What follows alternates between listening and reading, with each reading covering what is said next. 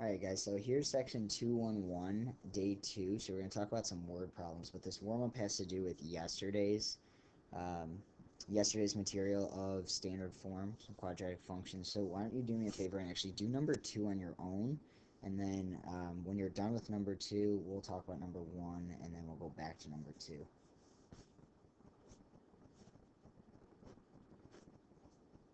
Alright, so assuming you've already gone through number 2, let's talk about number 1. Number 1 says what part of a quadratic function indicates whether the function will open up or down. So let's fill some stuff in. You have two choices.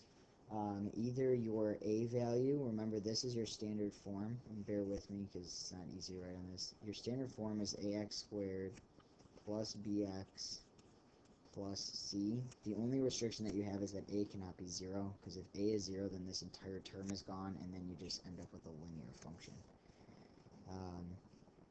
Okay, so you have standard form down. You have two choices. Either this a value is positive or it's negative. So we're going to say if a is positive, then that means that your function will open up.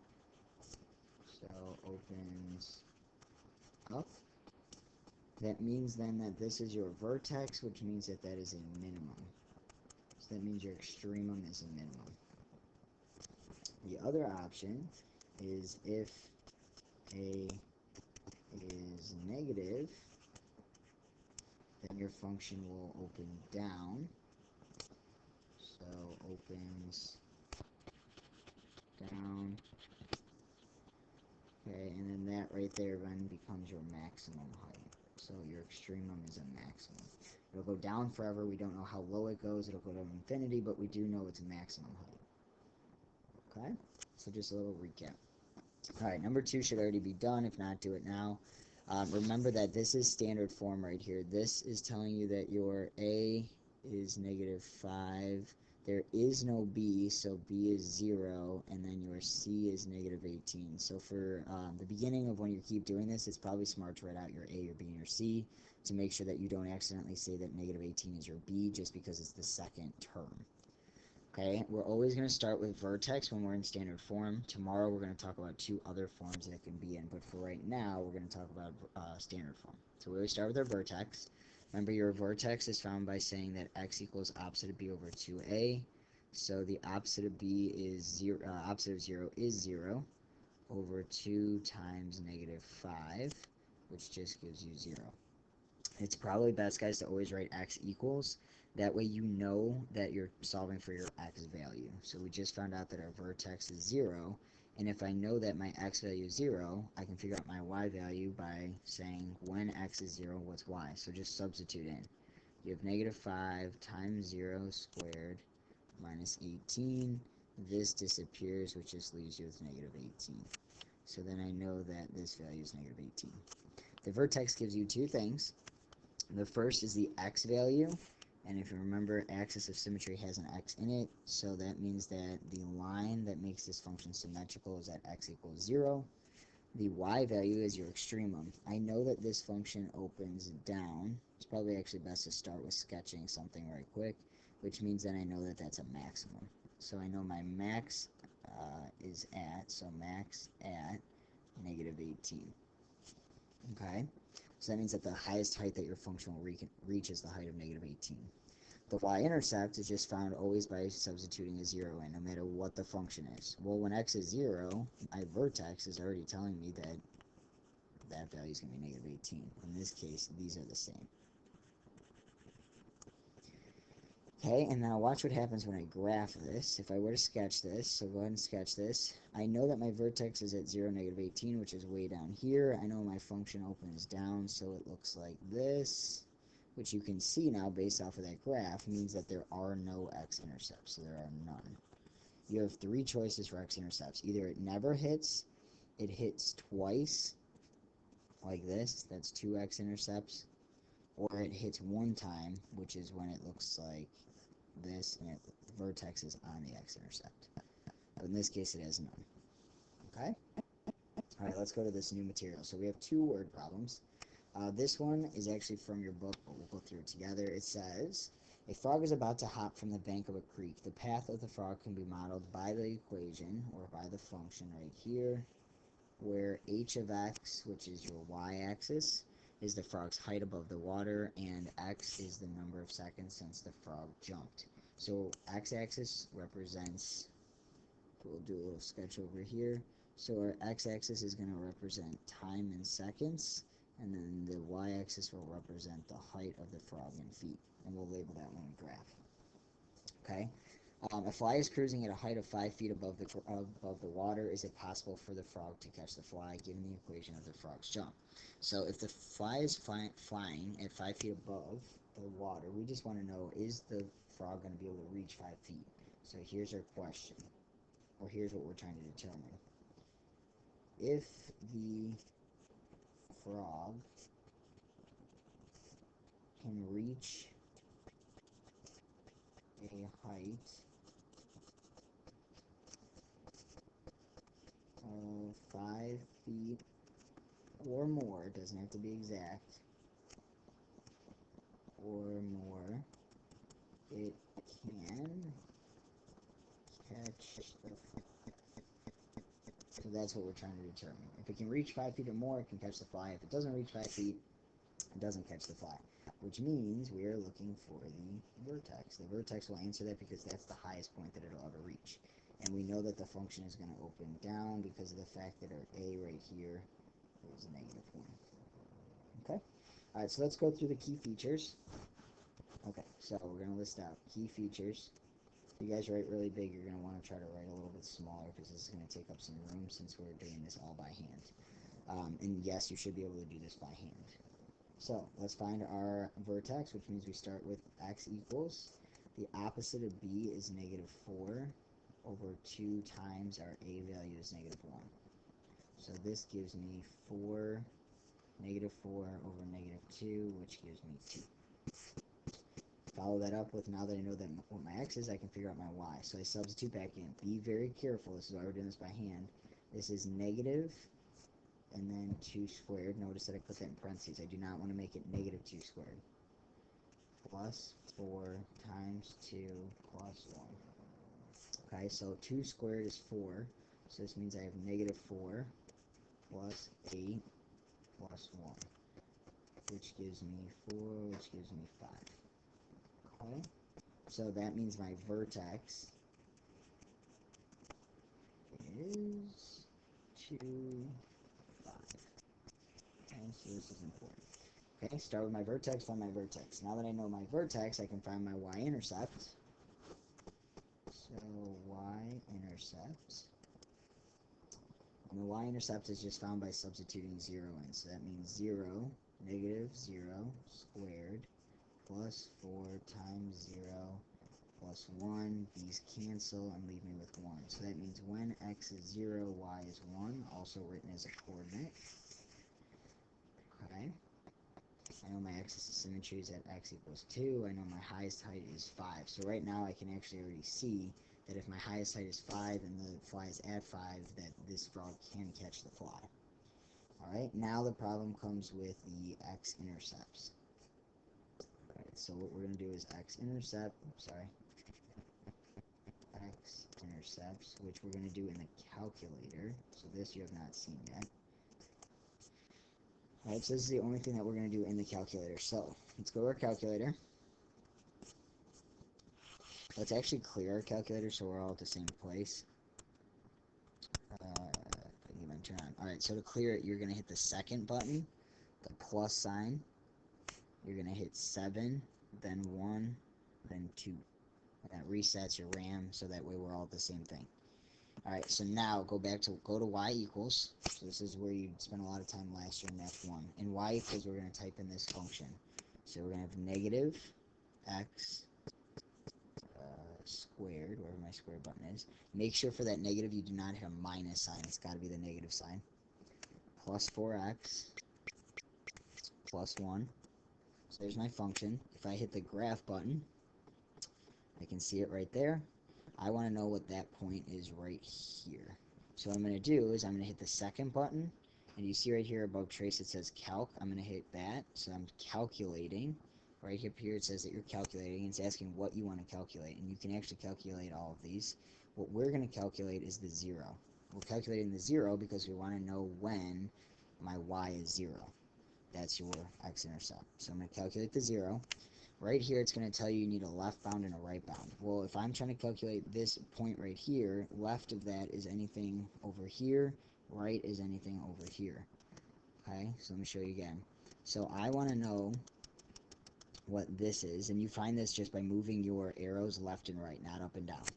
So by moving left and right, because you're moving left or right on your function, that's the point I want to find. So my left bound is left of that, which is here. So I hit enter.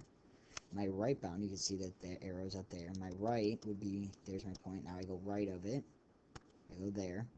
And you see that you get these two arrows up here. And what it's saying is that you're telling the calculator, find the 0 that's between those 2 points, and then it'll calculate it. You do not need to guess. It's a waste of your time. Just hit enter again. And then it'll tell you exactly what your 0 is.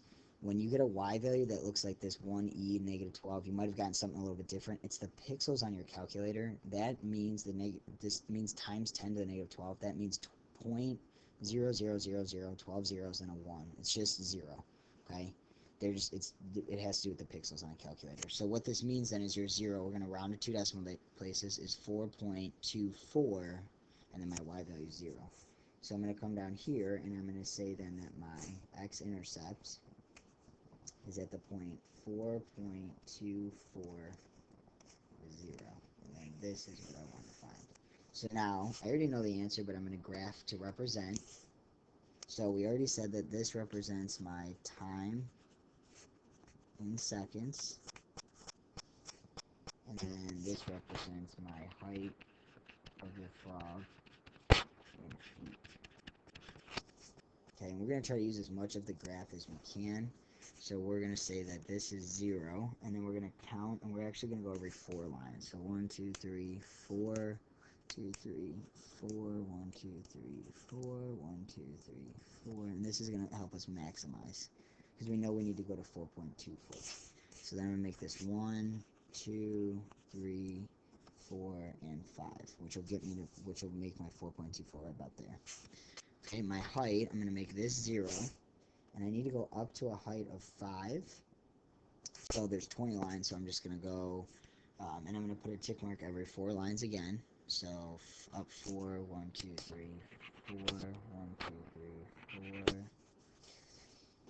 4, and 4. And then what I'm going to do is I need to go up 5, so I'll make this 1, a height of 1, a height of 2, a height of 3, a height of 4, and then a height of 5.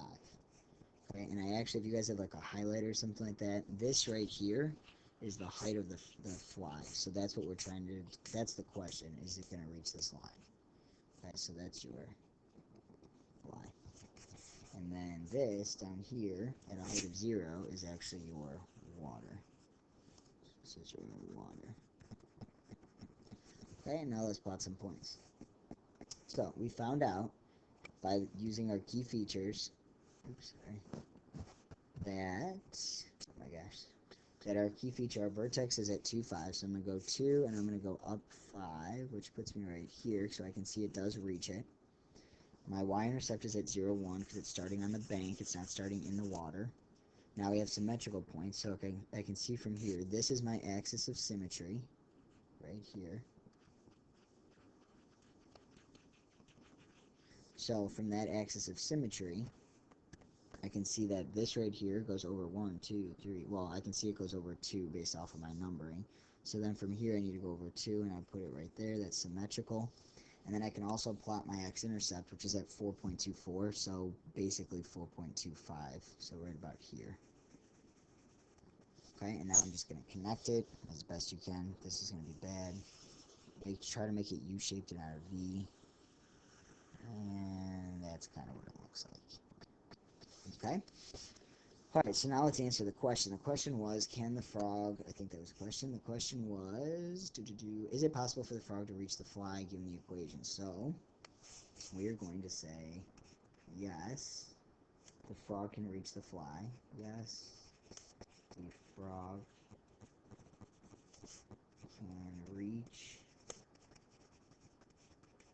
the fly. And I know we've done a lot of work to show that, but we're going to say since it reaches a maximum height, height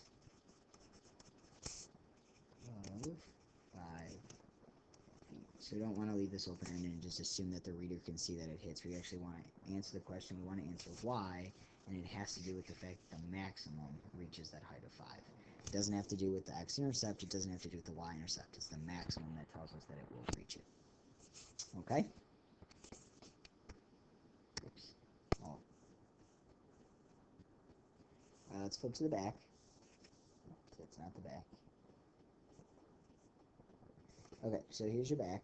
It says Tom and Jerry are at their local swimming pool. They want to jump off the 12-foot diving board and reach a distance of at least 20 feet. So if they're jumping off the 12-foot diving board, you know they're starting 12 feet above the ground. And if they're jumping off, you know they're going to go up and then back down. Tom's jump can be represented with this function. So we're using Tom with t of x, and then Jerry is going to be j of x. Okay, and in both cases, x is the distance in feet from the diving board. Okay, so let's actually go label that first. X is the distance in feet from the diving board. So what we're saying is this is the diving board right here, and then this would be 5 feet away, 10 feet away, 15 feet away, something like that. So we're going to say distance, and this is in feet. Okay? Alright, so let's go back and see what we can do here. In order to determine, to answer the question, we need to figure out all the key features. So what we want to know is, will they reach at least 20 feet, so 20 feet or more? Well, if this is talking the distance that they reach, this is not talking the height. So the vertex we're going to find, but it's not what's going to answer the question. The question is actually going to be the x-intercept, because what we want to know is right along here how far they reach. We want to know if they reach that mark of 20. So my y-intercept won't tell me that, my vertex won't tell me that, but my x-intercept will. Okay, but we are going to find all the key features since we have to do that anyways. Okay, so let's start with Tom. So here's Tom. And again, you're going to want to write a little bit smaller because we're going to have to do this for both Tom and Jerry. Alright, so let's find all the key features of Tom. Let's start again with the vertex. The vertex is found by doing x equals opposite of b over 2a. Make sure you're writing x equals. The opposite of b is negative 2 over 2a, and a is negative 1/3. You guys are psyched about fractions. So what this means is that you have negative 2, and 2 times negative 1/3 is negative 2/3. And yes, you're doing this by hand, so we're going to change this. This is your top. You got a top and a bottom. Negative 2 is the top, negative 2/3 the bottom. So remember, multiply by the reciprocal instead of dividing. So we're going to do negative 2 over 1 times the reciprocal of negative 2/3, which is negative 3 over 2. Well, those 2's cancel because they're top and bottom, which means the negative times negative is a positive, and 3 over 1 is just 3. Okay, so go back and listen to that if you need to, but you're just doing the reciprocal. So we just found out that my x value is 3. I can now find out my y value. Okay, so it's negative 1/3, parentheses around the 3 squared, plus 2 times 3 plus 12. And we notice that 12 right there because they're starting at a height of 12. Alright, so this is negative 1/3. 3 squared is 9, plus 6 plus 12. Well, negative 1/3 of 9 is going to be a negative, and a third of 9 is 3. So negative 3, 6 and 12 is 18. So I just found out negative 3 plus that, 18 is 15. So I just found out my y value is 15. Okay, so yes, you should be able to do that by hand. So if you need to, go back and do it again. Okay, so I'm going to label my vertex is x value of 3, y value of 15. Make sure you put parentheses around it. And there's my vertex. Alright, next we're going to find the y-intercept. Hopefully you guys are seeing a pattern of the order that we're going in. My y-intercept is again found by just substituting 0 in. So if I take negative 1/3, I multiply by 0 squared, plus 2 times 0 plus 12. That's gone, I'm left with 12. So that means when I substitute in 0, I get 12. So there's my y-intercept. Okay? And then the last part that we're going to do is the x-intercepts. which we're going to do in the calculator. X-intercepts. So you may want to label it. You're doing this in your calculator in case you look back at it. Alright, so let's go back to my calculator. I'm going to go back to y equals. I'm going to clear out the function that was in there, and I'm going to write this new function. Be careful with your fractions. You want to say parentheses, -1 divided by 3. We need to show the calculator it's a fraction with parentheses. And then in the outside of that, we'll do x squared, and then plus 2x plus 12. Okay, if I look at my graph, there we go. And we can actually see it over here. So I'm going to leave this. I'm not going to change the window. I'm going to hit second calculate, which is second trace. I'm going to calculate the 0 because I want to know when my y is 0. Left bound, you can see right now you're at an x value of 0. As I move right, you can see I want to get close to that 10. So I'm going to keep hitting it until I see my cursor pop up. And right there. So this is my 0, or that's my point. So then this right here is left. I can get as close as I want, it doesn't matter. And then I want to get right of it, which means I got to go past that point. I hit enter again, I don't need to guess, and then I get that. So that means that my x-intercept, and I'll label it down here, is at the point 9.71, 9.710. Alright, so I found out enough of my key features. Now I'm going to move on to Jerry. I want to make sure I find both so I know how to scale it. So that'll go away. Let's just do Jerry down here. So Jerry, who is the mouse? No, Tom and Jerry. Alright, so let's find some key features. We're going to start again with the vertex, and we're going to have x equals the opposite of b. What we got is b. So b is 1, so -1 over 2 times, and my a value is -1/16. So -1/16, another fraction. So I got -1 divided by -2/16. Remember, this is your fraction bar. So I'm going to keep the numerator, which is just -1 over 1, times, and I'm going to flip the bottom, which becomes -16 over 2.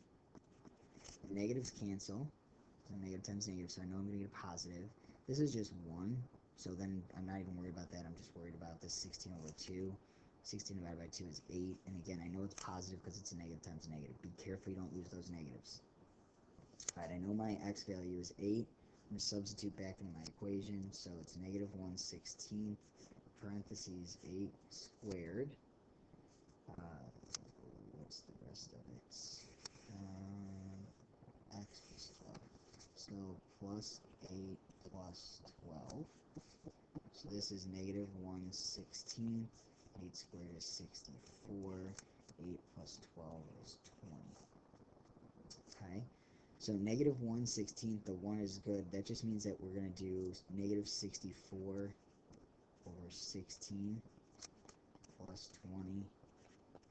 And -64 over 16, you're just dividing. 16 goes into 64 4 times, so that's -4 plus 20, which equals 16.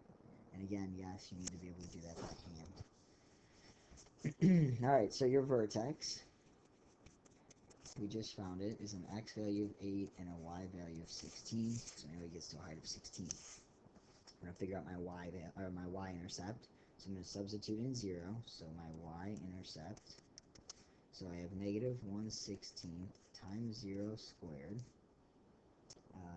plus 0 plus 12. So obviously this disappears and this disappears, which means when I substitute in 0, I get 12, which I believe is the same height as Tom. So vertex, y-intercept, and then we're going to do the x-intercept in the calculator because it's going to be a decimal.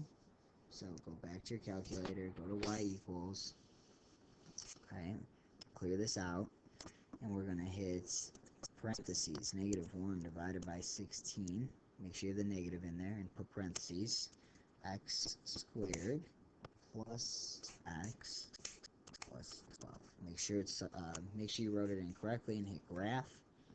And then this becomes the problem. It does not fit my window. I never see that x-intercept. I don't care about this one because that's a negative time or negative distance away from the diving board. So I'm going to hit window, and I know I need to go further. So my further is my maximum of x. I'm just going to change this to 30, and I'm going to tell it to scale by 2's. And then I'm going to hit graph again. So I extended out my x-axis, and good, so it hits. So now I'm going to hit second, calculate. I'm going to calculate the 0. Okay, right now I'm at the x value of 10. I want to keep moving right. I want to get close to as close. I just need the cursor to pop up. So now it's popped up. That's from my point, that's left. My right, gotta go past it. You can see again these arrows. You're saying calculate what's in between those. I don't want to guess. I get exactly 24.0. So down here, I'm going to say 24.0, which means he reached a distance of at least 20. And then we're going to graph this and explain. Alright, so distance in feet. Let's go back and label this axis. This is my height in feet. And when we say height, we mean height above the ground. Alright, so let's talk about what to label this. We're going to do this way, just so we fit. We want to make sure that we get to a distance of 24, but there's only 20 lines. So what we're going to do is we're going to go every 4 lines again, and we're going to put a line. 2, 3, 4, 1, 2, 3. So we're putting tick marks here. Okay, and then this will be a distance of 0. This will be a distance of 5, 10, 15, 20, and 25. And now I know I reached a distance of 25. This will be my height of 0. I need to go up my highest. Let's see, my vertex goes, that one goes up to 15. This one goes up to 16. There's 20 lines, so I'm just going to make everything count as 1. So I'm going to make this, that'll be up 5 lines, it'll be 5. This will be up another 5 lines, so that'll be 10. 5 lines, so that'll be 15, and then up to a height of 20. And it's okay that they're scaled differently, as long as you show what your scaling is. Alright, so let's grab Tom first. Tom starts at 0, 12, so that would be right here. Tom's vertex is at 315. So right here is 2.5, so 3 is like in between. So 3 and then up to 15, so right about there. And then Tom's x-intercept is 9.71, so close to 10, but not 10, so just, estimate. Okay, if we look at the symmetrical, remember this is your axis of symmetry. Alright, so axis of symmetry, this is 1, 2.5 lines away, so there's your half, 1, 2 more, and now I've got my symmetrical point. Makes it much easier to graph. We should be labeling those, and then that's Tom. Pretty pathetic. Only didn't even reach a distance of 10.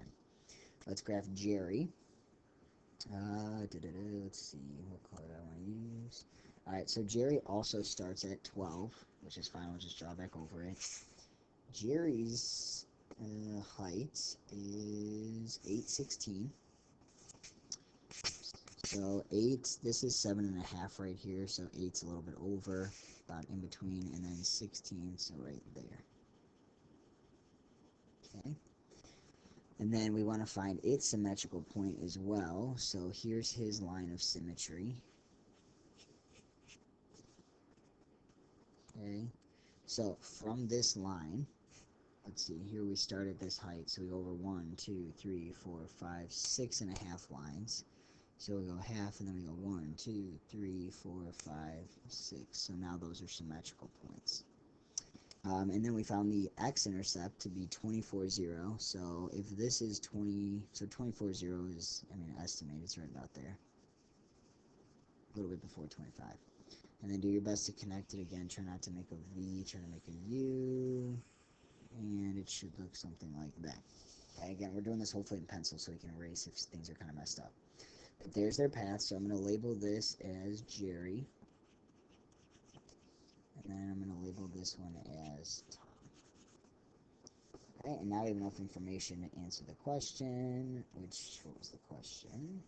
The question was, do either Tom or Jerry make the distance, and if so, by how much. So hopefully you got some room still right over here. Alright, we're going to say Jerry makes the distance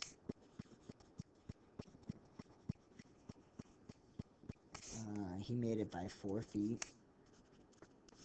By 4 feet. Tom misses the distance by, and we're just going to say, we don't want to go exact, we're just going to say by more than 10 feet, because he didn't even make 10 feet. Okay, and then right here is our answer. Okay, now we could answer this, we could have answered this without doing all of this, but again, we're just trying to graph and represent the function. So now that graph represents my function. You guys did a lot of graphing in Math 1, so hopefully this was okay. Alright, your homework tonight is going to be 2 on 1 day 2, which now that you're done, you can show the sub that you're done, and then you can go grab this sheet. It's going to look like this. You're going to start with doing a function that opens up, a function that opens up. So just going through the key features, all of which should be without a calculator. And then you're going to get down here, and then this one you might have to use this one you're going to have to use the calculator for the x-intercept, but not for the maximum. Try to do as much as you can without a calculator, and you are going to interpret what it means. X-intercept, guys, is talking about ground.